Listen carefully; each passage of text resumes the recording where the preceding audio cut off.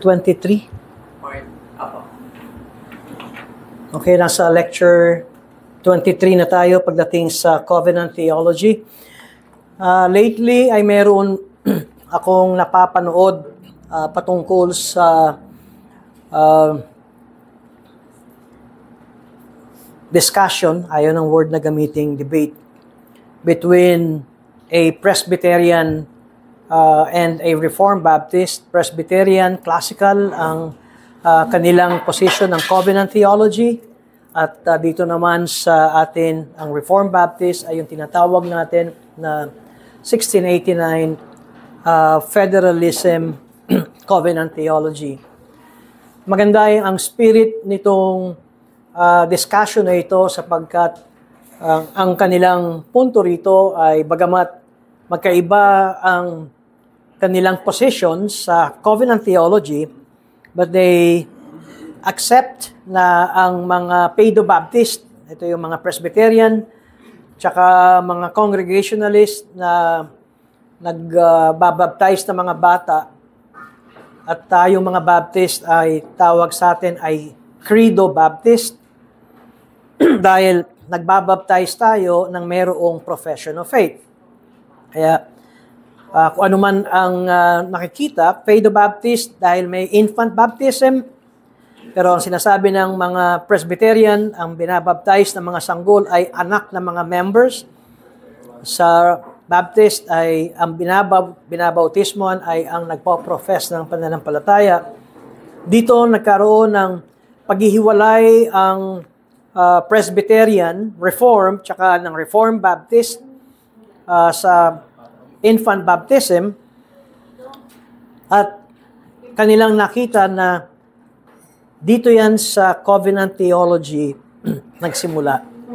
Kaya mahalaga ang Covenant Theology sa atin, and yet kahit na mayroong tayong hindi pagkakasundo sa mga Paedo-Baptist o Classical Theology, we still consider them as our brethren, brothers and sisters in Christ, ang ating pagkakilala sa kanila.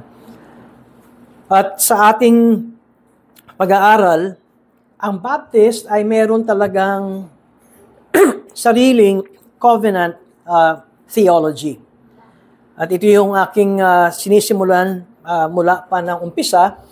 At ang malaking tulong sa akin ay ang libro ni Sam Renihan, Dr. Samuel Renihan, ng The Mystery of Christ, saka yung kanyang ang Shadows to Substance.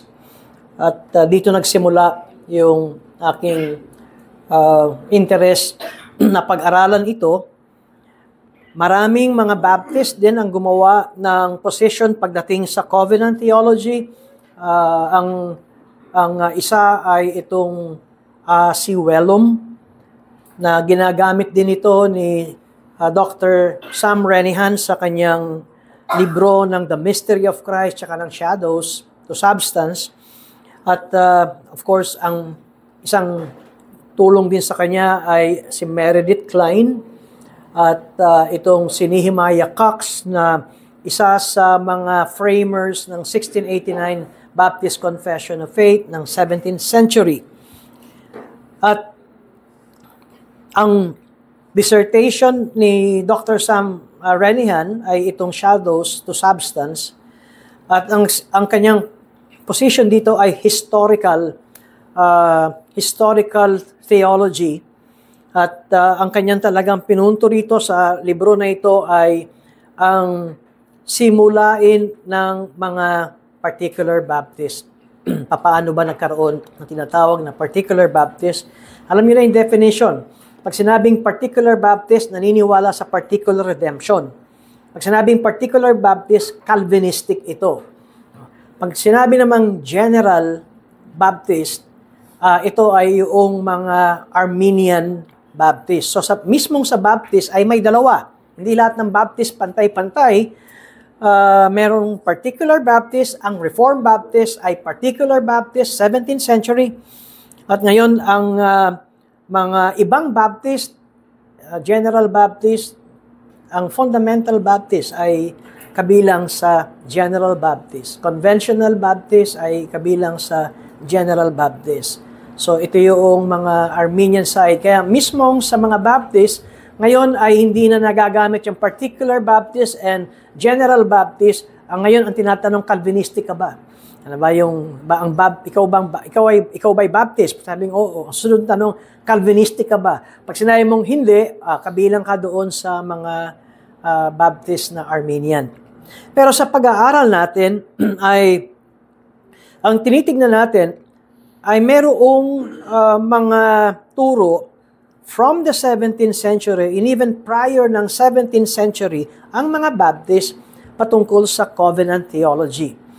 Hindi nga ito nabigyan ngayon ng pag-aaral sa panahon natin ngayon natabunan ang covenant theology.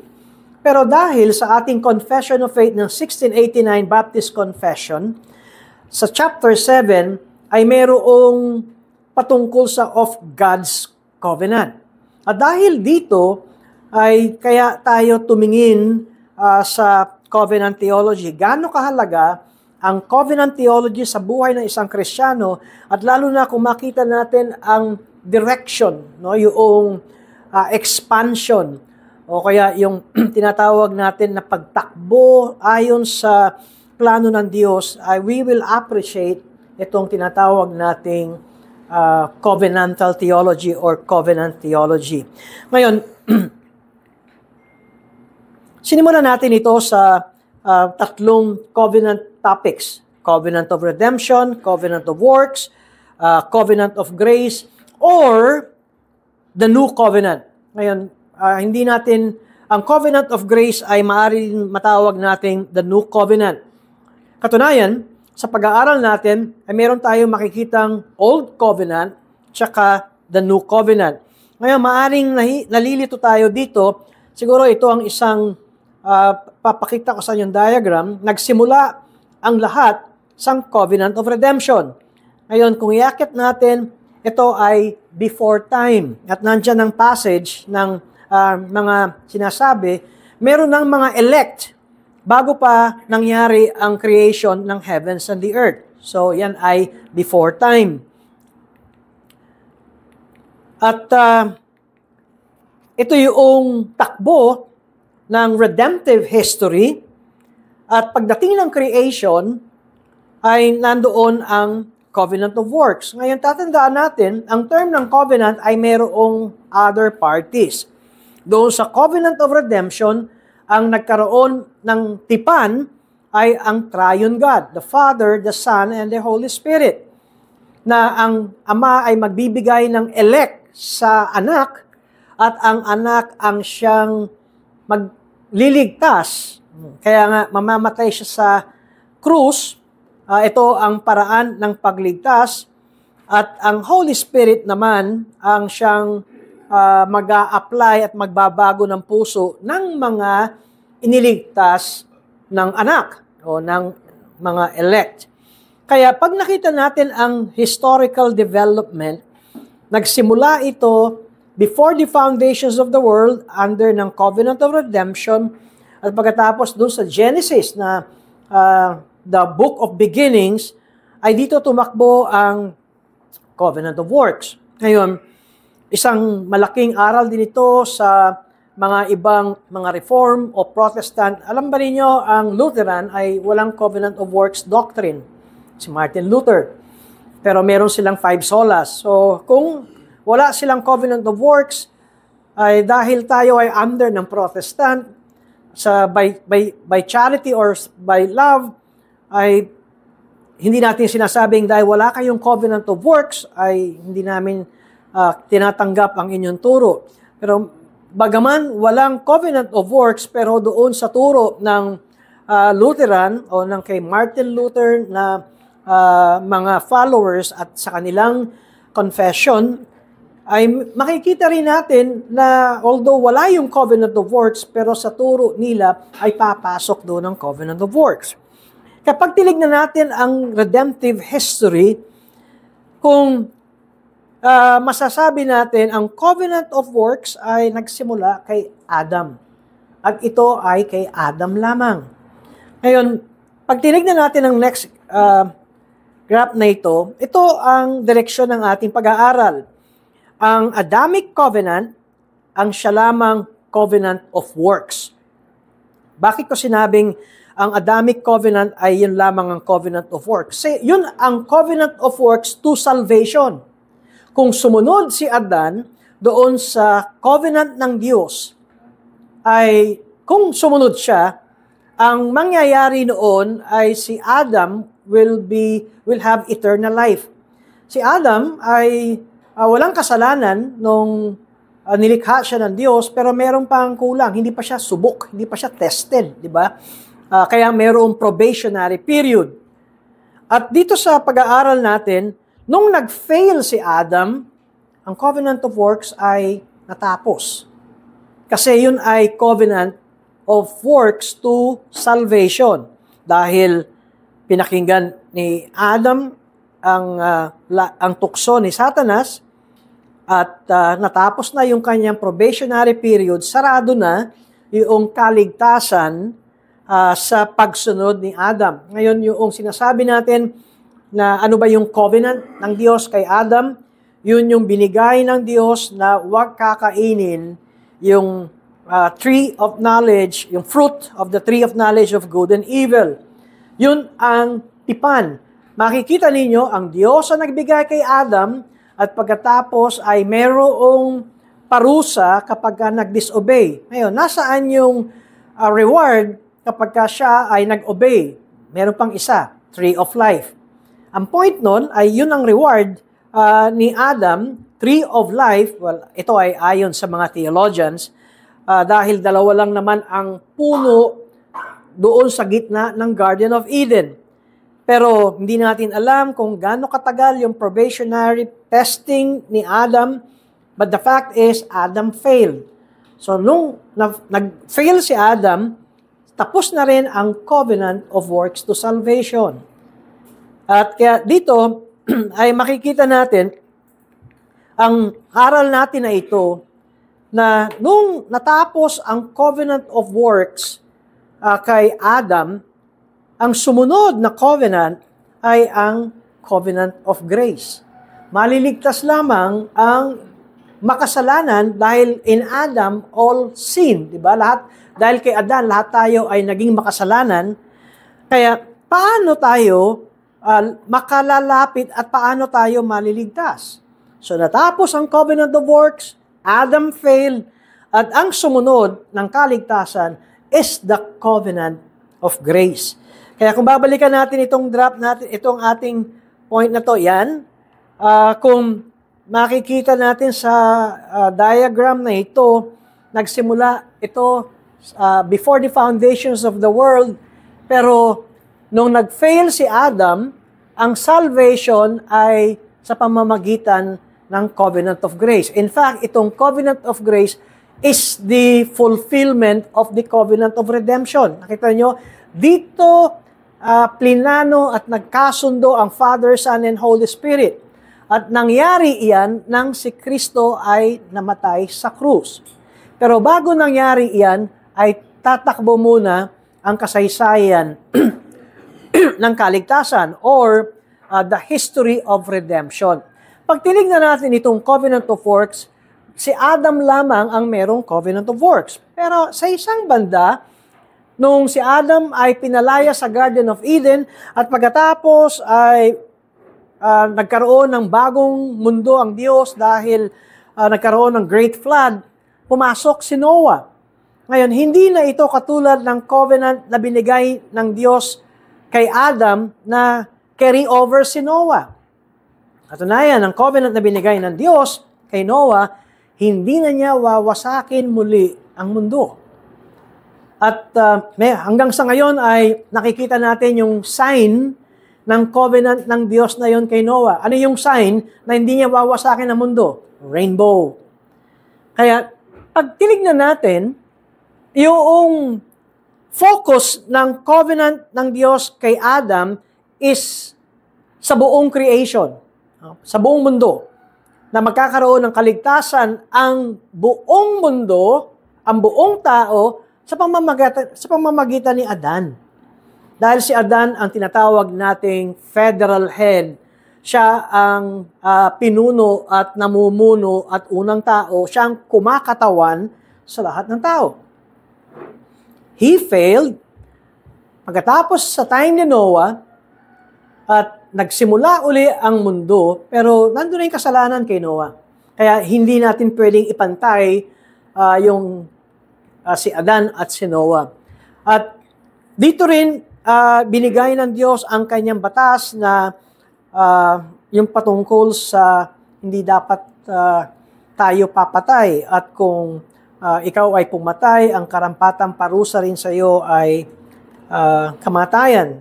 Di ba? Yan ang nakita natin. Kaya pag titignan natin itong takbo na ito, ay meron tayong masasabi na itong Adamic Covenant tsaka Noahic Covenant, bagamat magkaiba, pero ito ay patungkol sa lahat ng tao. Diba? Dahil si Adam para sa buong mundo. Si Noah para din ito sa buong mundo. Na hindi wawasakin ng Diyos ang mundo. Ngayon, dito naghihiwalay ang classical covenant theology tsaka ang 1689 federalism or 1689 federalism covenant theology. Dahil sa itinuturo ko sa inyo ay ipinakikita rito na ang Abrahamic covenant, ang Mosaic covenant at saka ang Davidic covenant, iisa ang focus nito. Ito ay ang lahi ni Abraham. Pagdating kay Moses, ang nangyari kay Moses ay masabi natin ay nagkaroon ng expansion ng covenant ng Diyos. Ang point ko ay yung law, yung gusto ng Diyos na mangyari sa lahi, sa offspring ni Abraham ay mas lumalawak, mas lalong lumilinaw at nagiging detalyado ang utos ng Diyos hanggang sa Davidic Covenant. Kaya masasabi natin na sa ating pag-aaral ay ito ang nais kong makita natin. Ang Old Covenant ay nagsimula kay Abraham at saka pagdating ng Exodus kay Moses is a development or expansion of the Abrahamic Covenant. Ang classical covenant theology ay sinasabi nila na ang Mosaic Covenant is already a covenant of grace. Meron ng biyaya, yan ay biyaya na ng Diyos. In fact, pati nga kay Abraham ay kanila nang sinasabi. In fact, pati nga simula Genesis 3:15, yung pangako, ay doon na nagsimula ang covenant of grace. Ngunit sa ating pag-aaral, ay ang point natin ay ito ay expansion ng covenant ng Diyos sa Israel, at ang promise sa Israel, primarily, kung babasahin natin itong first 5 books na ito, hanggang sa Joshua, hanggang sa Judges, hanggang sa Kings, ay laging ang pangako ng Diyos ay ang land, ang Canaan, ang promised land. Hindi antimano lundag kaagad tayo sa kaligtasan. Kaya sa pag-aaral natin, sinasabi natin itong bakit mahalaga ang God's covenant, dahil ito ang nagiging legal basis kung papaano ang Diyos ay nakikipag-interact sa tao on a given kingdom. Kaya dito sa atin, God has used covenants to establish particular kingdoms on earth. Tingnan nyo itong tatlong separation na to ng kingdom. Merong kingdom of creation na sinasabi natin yan ay kay Adan tsaka kay Noah. Bakit bakit ang Adamic covenant tsaka ang Noahic covenant is under the kingdom of creation? Dahil ang tinutukoy niyan ay the whole creation.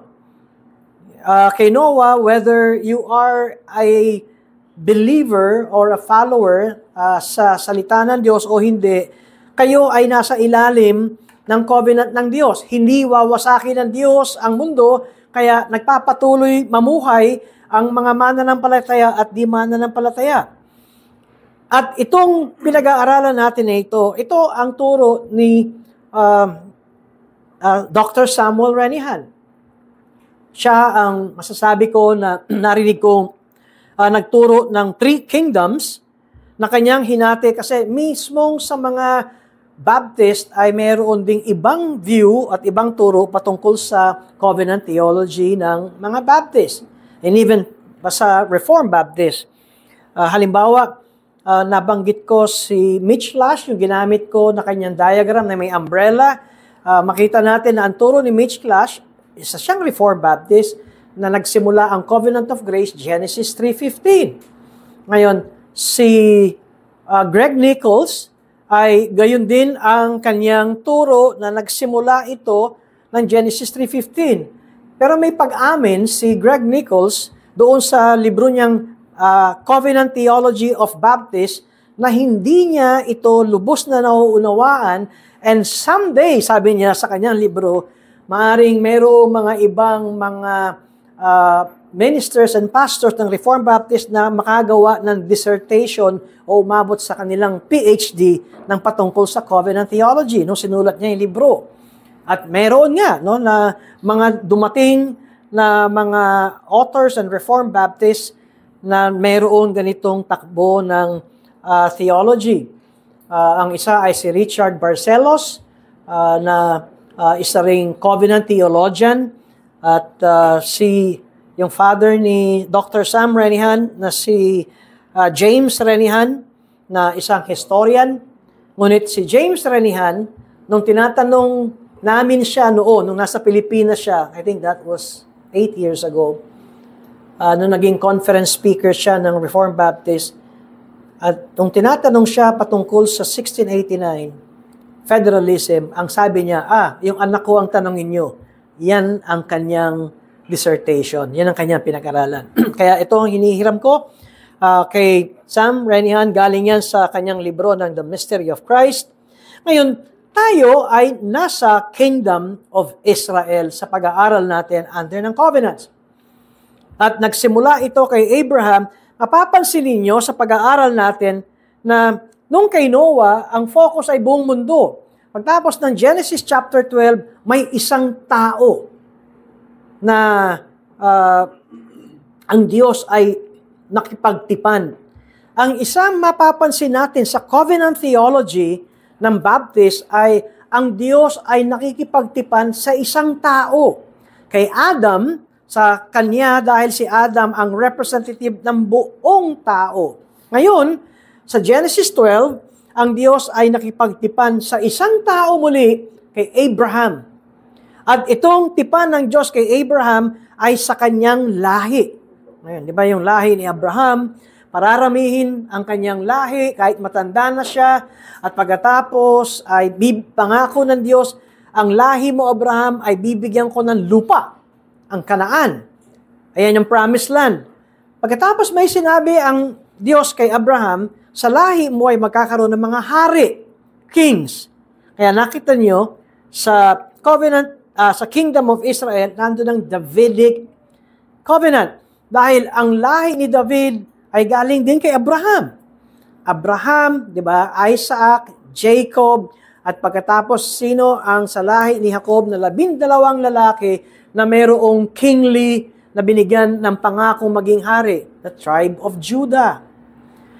At si David ay galing kay Judah.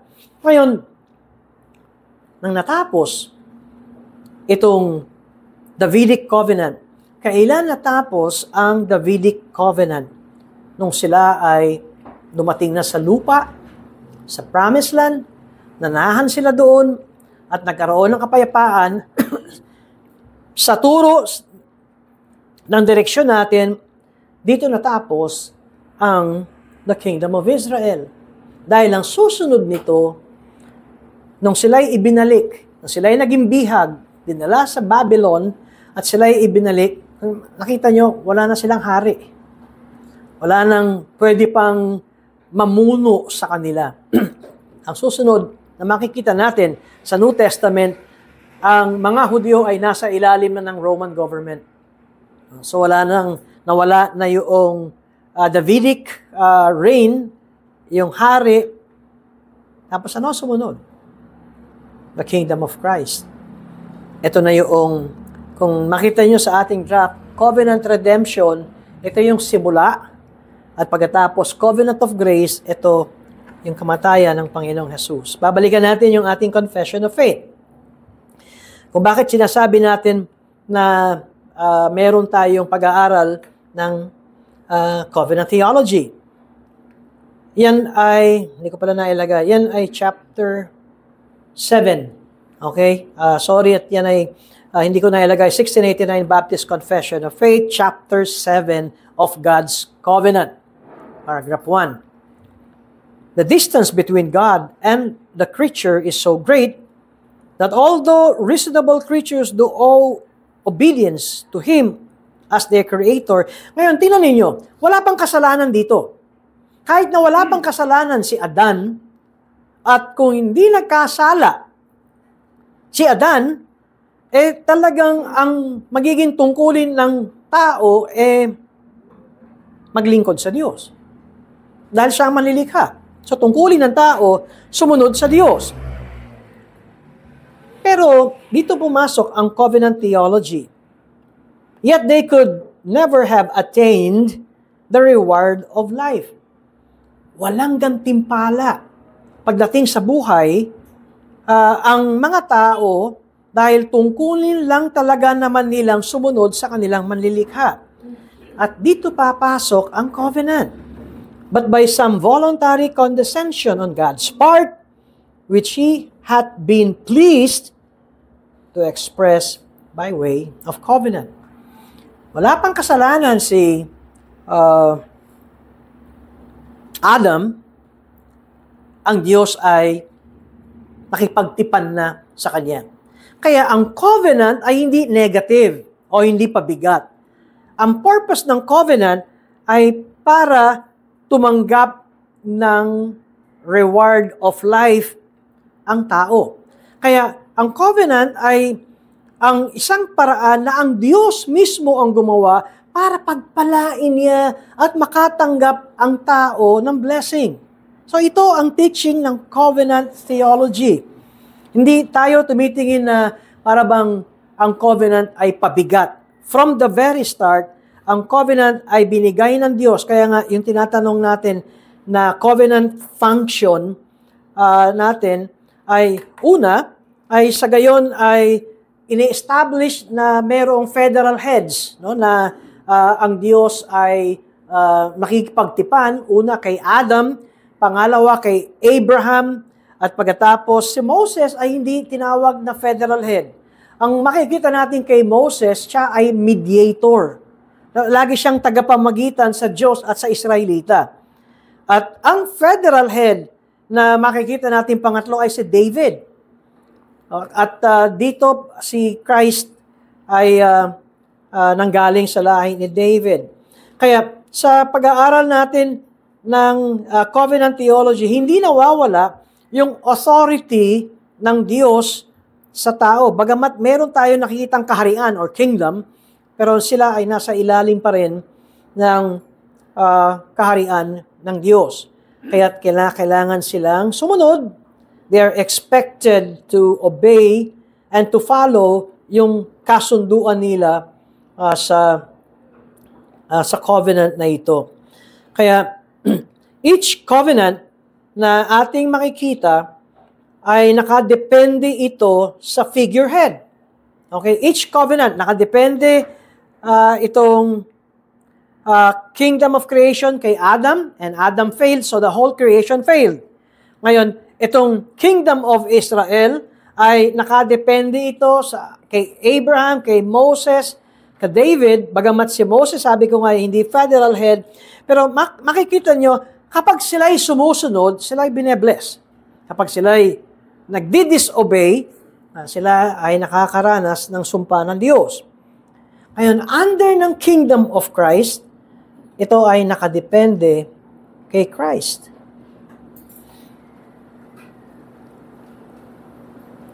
Again, under ng kingdom of Christ, ito ay nakadepende kay Jesus Christ. Kaya ito yung ating direksyon ng pag-aaral. Ang tinitingnan natin ngayon ay yung function ng covenant. Ang Diyos pa rin ang hari ng lahat at tinalakay natin ang Mosaic Covenant. Ang totoo ay nagsimula ito kay Abraham, pero dahil wala pa naman noong priest ang panahon ni Abraham, kaya under na tayo ng Mosaic Covenant. At dito ay under ng Mosaic Covenant, ang Diyos ang nagbigay ng batas ng mga dapat na ipamuhay ng mga Israelita. Ang Diyos din ang makikita natin na nagbigay ng batas kung papaano mamili ng mga priest. Ang Diyos din na nagbigay ng batas kung papaano mamili ang mga Israelita ng kanilang magiging hari. Ang Diyos din na nagbigay ng batas para ang mga Israelita ay mamili ng kanilang mga magiging propeta. Kaya, pag tinitignan natin itong pag-aaral natin ng Mosaic Covenant na ito, sinabi natin kanina, it is the expansion. No? Abrahamic, pagkatapos sumunod kay Moses, it is the expansion of the Old Covenant. Ngayon, sa direksyon na ito, ang mga Israelita ay papasok na, that they are going to enter the promised land bilang people of God. Di ba ito yung titulo ng mga Israelita? We are the people of God. We are the chosen nation of God. And so they are living in God's kingdom or under God's kingdom. And meron silang specific na batas by which they are to live. Ito yung sinasabi nating Mosaic Covenant. Ang Mosaic Covenant ang nagbigay sa kanila ng mga dapat na kanilang ipamuhay. Siguro dito sa Israelites ay makita natin yung Deuteronomy chapter 4, verses 1 to 2. And now, Israel, listen to the statutes and the rules that I am teaching you, and do them that you may live. Ito mo sinabi ni Moises. Pakinggan ninyo ang tinuturo kong ito, utos ng Diyos, sundin nyo para kayo ay mamuhay. Yan ay sinasabi kong parang covenant of works. Parang, hindi katulad ng covenant of works ni Adam, pero kasi may kondisyon. Sumunod kayo at kayo ay pagpapalain. That I am teaching you, and do them that you may live, and go in and take possession of the land that the Lord, the God of your fathers, is giving you. Sa verse 2 ng Deuteronomy chapter 4, you shall not add to the word that I command you, nor take from it, that you may keep the commandments of the Lord your God that I command you. Ngayon, ihinto muna natin dito. Sinasabi natin na yung commandments ng Panginoon nung panahon ni Moises ay hindi pa kumpleto. Huwag na natin sama agad yung buong Word of God hanggang sa New Testament. Dito, i-confine muna natin kung ano ang binigay ni Moses ng mga laws and rules. At dito kay Moses, ay meron tayo makikitang tatlo. Moral law, which is the Ten Commandments. Ano pa yung susunod? Ceremonial law, ito yung religious worship, temple worship. At kasama dito ang mga priest. At yung pangatlo ay yung judicial law. Ang judicial law ay ang batas ng buong Israelita ng kanilang pakikitungo sa kapwa nila Israelita, pati maging sa mga foreigners. Kaya, yun ang ibig sabihin ni Moses nung sinabi niya na mga kababayan kong Israel, maingat niyong sundin ang statutes and rules na itinuro ko sa inyo para kayo ay makapamuhay sa promised land ng mapayapa. Yun ang point natin kanina na ito ay galing pa rin sa Diyos. Pangalawa na tinignan natin ay pati ang pagpili sa mga pare. At nagbigay si Moses ng kautusan kung papaano ma-regulate ang mga pare. Sa law ni Moses, of course, hindi si Moses ito, ang Diyos pa rin ang nagbibigay. Under Mosaic law, ay ang piniling tribo na pwedeng maging pari lamang ay ang tribo ni Levi, the tribe of Levi. Sila lamang ang maaring magkaroon ng tinatawag na priestly tribe.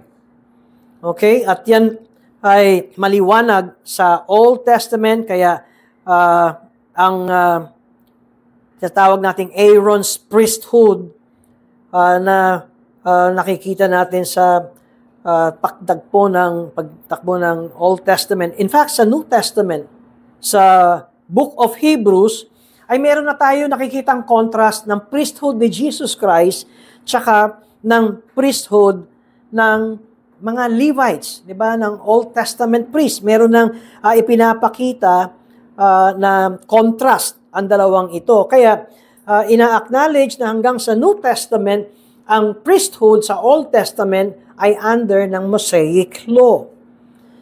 Meaning, ang law ni Moses ang siyang mayroong control sa mga pare. Tingnan natin yung Exodus 40. Yan ay patungkol sa consecration ni Aaron tsaka ng kanyang mga anak. Kumbaga sa atin ngayon parang ordination, di ba? Dito ay ang ordination ay sa lahi lamang ng tribong Levi at si Aaron at ang kanyang mga anak, of course, is under the tribe of Levi. Kaya walang diskusyon doon. Meaning, walang ibang tribo na pwedeng maging pare. So it was a perpetual priesthood throughout their generations. Ngayon, ano ba yung Leviticus 10 verses 1 to 2? Ito yung si Nadab at si Abihu lumihis. Tingnan nyo to. Lumihis sa utos at sa batas ng Diyos na binigay ni Moses. So meron silang disobedience under ng Mosaic law. They were guilty of offering strange fire na hindi ipinag-utos ng Diyos. Kaya ang nakita natin dito, sila ay hinatulan ng Diyos. Katunayan, sila ay tinupok ng Diyos. Sila ay pinatay ng Diyos. Kung gagamitin natin yung terminology na yon, dahil sa kanilang paglabag sa utos ng Diyos, they were guilty of offering strange fires which God had not commanded them. Yun ang sinasabi sa Leviticus chapter 10. Hindi ka pwede mag-imbento. Kaya point nito ay ang mga priest, kahit na high priest, they could not and should not break the Mosaic law. Kung lalabagin nila ito, they will be punished. Okay, so ang point natin, ang Mosaic law, meaning under ng law ni Moses na galing pa rin sa Diyos, ang siyang may control. Ang siyang mayroong rule sa mga pare. Ang Mosaic law ang siyang magiging sukatan ng pagtutuwid sa mga nagkakamaling mga pare. And so, maaari natin masabi that the covenant established and governed the priesthood just as one part of the whole kingdom. Ang mga hari, kung ang point natin, ito yung passage natin ng Deuteronomy 17, na kung babasahin natin ito, na ang magbibigay ng hari sa kanila ay ang Diyos. Tapos may requirement ang Diyos sa kanilang mga magiging hari. Babasahin ko na nga, Deuteronomy 17:14-20. When you come to the land that the Lord your God is giving you, promised land, Canaan, kapag kayo ay nasa Kanaan na, I will set a king over. And then say, kapag sinabi nyo, I will set a king over me like all nations that are around me, You may indeed set a king over you, whom the Lord your God will choose. One from among your brothers, you shall set as king over you. Ngayon, alam na natin, ang unang hari ng Israel ay sino? Hindi naman si Haring David. Sino ang unang hari? Si Saul. Ang tanong, siya ba ay handpick ng Diyos? Hindi. Tao ang pumili kay Saul. Si David ang handpick ng Diyos. Kaya nga, dito sa utos na ito, na sinasabi sa verse 14, when you come to the land that the Lord your God is giving you, and you possess it and dwell it, and then say, I will set a king over me, like all the nations that are around me. Ano sabi ng Diyos? You may indeed set a king over you, whom the Lord your God will choose. One from among your brothers you shall set as king over you. You shall not put a foreigner over you, who is not your brother. Verse 16, only he must not acquire many horses for himself, or cause the people to return to Egypt in order to acquire many horses, since the Lord has said to you, you shall never return that way. And he shall not acquire many wives for himself, lest his heart turn away, nor shall he acquire for himself excessive silver and gold. Verse 18, and when he sits on the throne of his kingdom, he shall write, the king shall write for himself in a book a copy of this law. Ngayon, ano yung copy of this law?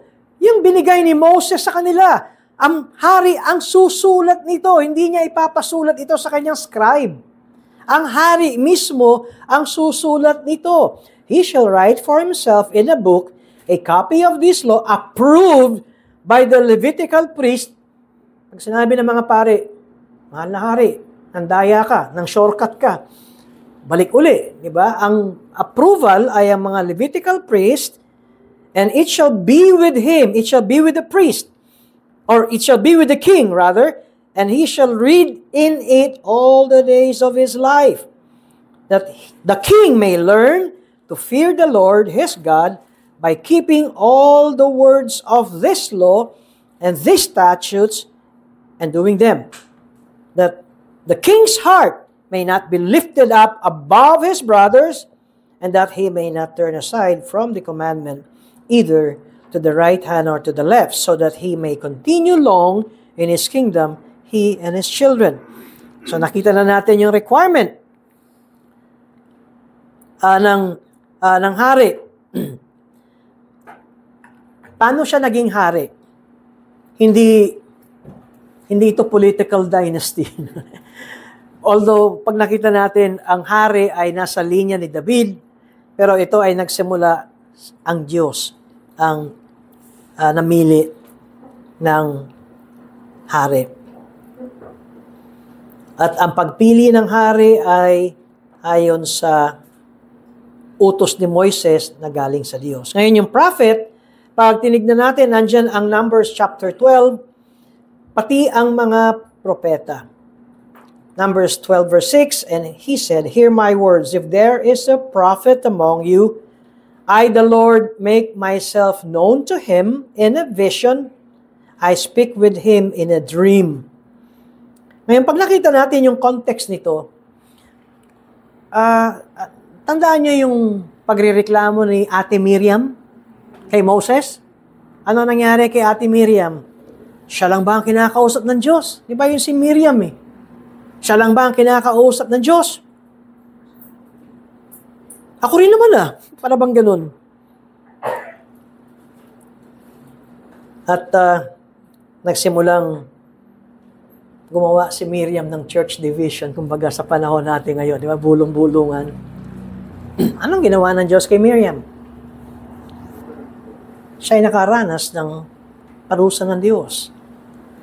Bakit natin tinitignan ito under the Mosaic Covenant? Dahil ang Diyos ang tumatawag ng propeta. Meaning, there are no self-appointed prophets. God rules or controls over the office of the prophet.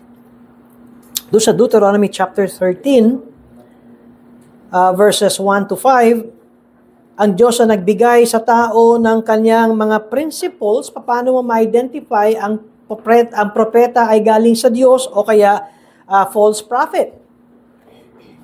Yung ako ay bagong sa Reform, ang tawag ko sa mga health and wealth preachers ay false prophet. Dahil panay pera ang inaatupag ng mga preachers, panay ang encouragement na sila ay magbigay, profit ang hinahabol. Ngayon, tingnan ninyo ang Deuteronomy chapter 13 verses 1 to 5. Basahin na lamang ninyo ito, pero ang ipinapakita rito ay ang turo na ang totoong propeta ay hindi lamang, kasi nung araw, sinabi natin, pag siya'y nagbigay ng hula at nangyari ang hula, totoong propeta yan. Ngayon, may naghula na may nag-challenge sa isang artista, kung totoong propeta siya, palawagin nga niya ang traffic ng EDSA. Nagkaroon ng COVID. Di walang dumadaan sa EDSA. Sabi nitong taong ito, hinahamon mo ba ako? Gusto mo bang patunayan ko sa'yo? Wala pang COVID noon. Nagka-COVID. Di lumuwag nga EDSA. Ano sabi ng mga miyembro ng pastor na ito? Totoong propeta nga siya, di ba? Kasi lumuwag yung EDSA. Ngayon, maganda itong Deuteronomy 13, verses 1 to 5. Gusto niyong basahin? Tingnan natin.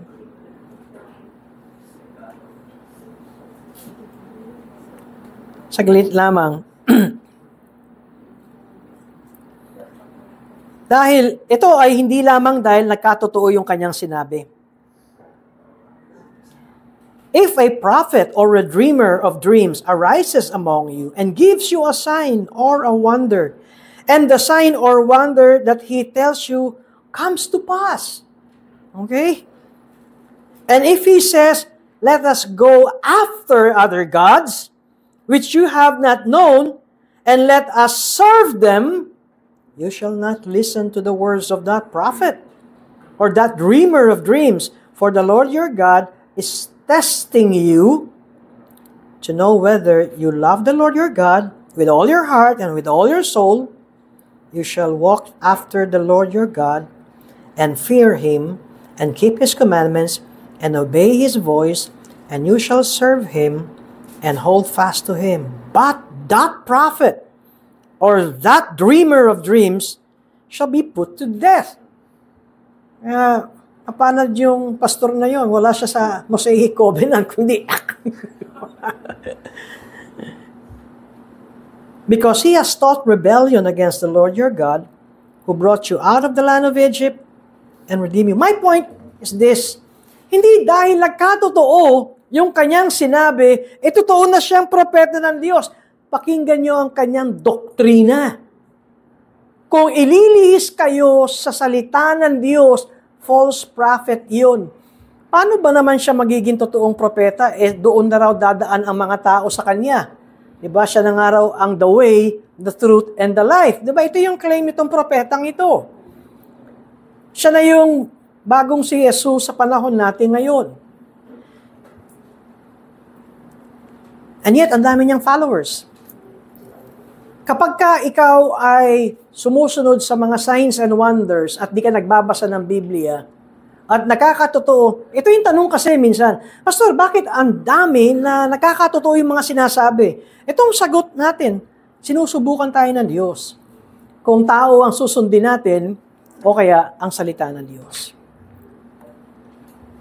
Kaya ang point natin ito ay maging ang mga propeta, ang nako-control niyan ay ang salita ng Diyos. Ngayon, itong huli, na gusto kong makita natin, pati ang blessing at cursing ay nasa ilalim ng covenant ng Diyos. Ngayon, we're talking about the Mosaic Covenant. Ang point nito, pag tinignan ninyo yung Deuteronomy 27, 28, Yung Deuteronomy 27, panay sumpa yan. If you will disobey, ito ang mangyayari sa inyo. Subukan yung basahin, kikilabutan kayo. Kikilabutan kayo sapagkat if you will disobey, yung asawa nyo mare-rape. Yung pananim ninyo ang makikinabang ang iba.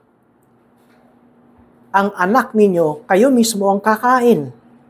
Dahil magkakaroon ng sobrang taggutom at ang mahinhin na nanay, itatago niya ang kanyang sanggol na kinakain niya, ayaw niyang i-share sa kapamilya niya. Ang ulirang ama ay ganun din ang gagawin, kakainin niya ang kanyang anak dahil may taggutom at tagtuyot. Grabe, di ba? Pero ito ang sumpa ng Diyos sa mga Israelitang they will disobey. Now, alam mo, ang application nito, kuminsan, sa atin ngayon, under ng New Covenant, sabihin natin, mahal ako ng Diyos, hindi mawawalang kaligtasan sa akin. All the more, dapat kilabutan tayo pag gumagawa tayo ng kasalanan. Nakita nyo na, maaaring hindi ka nga masusumpang pa-impyerno, pero if you will be under the discipline of God, ang disiplina niya sa iyo ay matindi.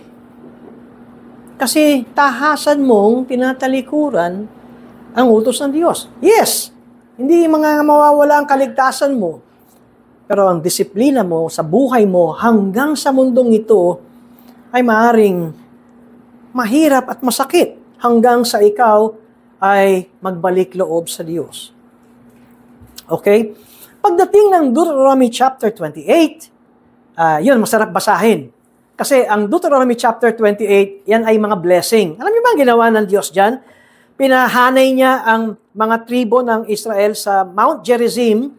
Dito ang kapahayagan ng blessing, Mount Ebal, bago sila tumawid sa Jordan River, bago sila pumasok sa Promised Land. Ang mga Levites ay sumisigaw ng blessing and cursing. Susumpain kayo kapag kayo'y sumuway. Pagpapalain kayo kapag kayo'y sumunod. At nakapasok sila sa leadership ni Joshua. Tama? Sa Deuteronomy chapter 32, sinabing muli ng Diyos kung ano ang kanilang gagawin kapag sila ay nandun na sa Promised Land. Ngayon, ang point na gusto ko makita natin, pagdating sa Deuteronomy, katunayan ito ay 31, Deuteronomy 31 verses 9 to 13, ang commandment ng Diyos under the Mosaic Covenant, they will read the law at sa Feast of Booths. Ngayon, ito yung mga sinasabi nating ceremonial law, meron silang Feast of Booths and they will read the law. At ito ay every 7 years. Ang Feast of Booths ay every 7 years that they would read the law. Bakit? Anong purpose nun? That they may hear and learn to fear the Lord your God and be careful to do all the words of this law. Sa ganun, ang mga anak-anakan ninyo ay marinig ang utos ng Diyos. And then, Deuteronomy chapter 32, verses 45 to 47, ito ang summary ng covenant ni Moses. Verse 45 ng Deuteronomy 32, and when Moses had finished speaking all these words to all Israel, verse 46, he said to them, take to heart all the words by which I am warning you today, that you may command them to your children, that they may be careful to do all the words of this law. For it is not empty word for you, but your very life. Ang susi para magkaroon sila ng mapayapang pamumuhay sa Kanaan is to obey the words of the law of Moses.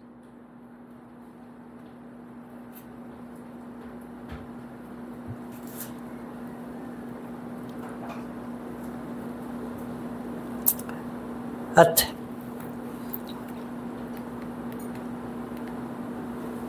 under the Mosaic Covenant, makita natin, Ito yung kaninang sinabi ko na Mosaic Covenant, Israelita, tapos kings, prophets, priest, di ba? Ito yun. So the Mosaic Covenant controls the Israelites, the priest, the kings, and the prophets. Kung sila'y susunod, they will enjoy the blessing. If they will disobey, they will be cursed. Now, dito tayo matatapos. Pero gusto kong magkaroon ng in advance teaching na mismo ang Hebrews 10 verse 1 ay nagsasabi, "For since the law has but a shadow of the good things." Ngayon, itong Moses law na ito, itong Mosaic covenant na ito, ay anino of the good things to come instead of the true form of these realities. It can never, by the same sacrifices that are continually offered every year, make perfect those who draw near. Ang turo na pinapakita ko sa inyo on how to understand these covenants ay sa matandang tipan, ito ay mga anino pa lamang. Hindi ito ang true form. Ang true form ay ang pagdating ng Panginoong Hesukristo. Alam natin ang tamang interpretation ng Bible. Ang tamang interpretation, ang New Testament, ang tamang interpreter ng Old Testament. Huwag nating ipilit yung Old Testament na mag-i-interpret ng New Testament. Kaya, sinasabi ng New Testament, yung Old Covenant ay mga anino, meaning hindi ito ang true form. Ano ang purpose ng shadow at anino? Inihahanda tayo. Inihahanda ang tao sa pagdating ng isang great kingdom. Ngayon, wala pa tayo sa final kingdom. Ang susunod natin ay ang Davidic covenant under the reign of David. Ngayon, bakit kinakailangang pumasok ang Davidic covenant? Dahil may hari na lalabas sa linya ni David na magiging blessing ng buong mundo. Okay? Lahat ng hari ng Israel o ng Jerusalem, they all failed. Kahit na si David failed. Kahit na si Solomon failed. Lahat. Pero meron silang mga panahon ng blessing when they obey. Pero when they disobey, ay nagkaroon sila ng problema. Ngayon, alam na natin kung bakit sila dinala sa Babylonia. Well, of course, yan ay nasa plano na ng Diyos, pero pag nakita natin, they disobeyed kasi sumamba na sila sa Diyos-Diyosan. Hindi na ang tunay na Diyos ang kanilang sinamba. At dito, sa ating pag-aaral na ito, na ang turo ni Moses, under Mosaic Covenant, nakita ba ninyo na inihahanda na ang kamatayan ni Kristo? Dahil may animal sacrifice, may dugo ng hayop. Tapos, may mga pare. Ang pare, ang high priest, ang tagapamagitan sa tao, sa Israelita at sa Diyos. At ang high priest lamang ang pumapasok doon sa kabanal-banalan, the Holy of Holies, once a year, the Day of Atonement. Walang pwedeng pumasok. Kaya nga, pinatay ng Diyos si Nadab at si Abihu, right? Ang lahat ng yan, makita natin ang priesthood, ang animal sacrifices, ang lahat ng yan ay paghahanda sa pagdating ng magiging pagpapala ng buong mundo. Kaya nga, sinasabi natin na ito ay anino. No, itong Old Testament or Old Covenant na without obedience, without righteousness, ay walang blessing. Without the spilling of blood, there is no remission of sins. And without the high priest, there's no sacrifice. At ito ang next natin, ang Davidic Covenant. Ito pa rin ang aking mga references, pero ang talagang ginagamit ko at sinusundan ko ay ang turo ni Dr. Samuel Renihan pagdating sa 1689 federalism. Any questions kung meron? Wala?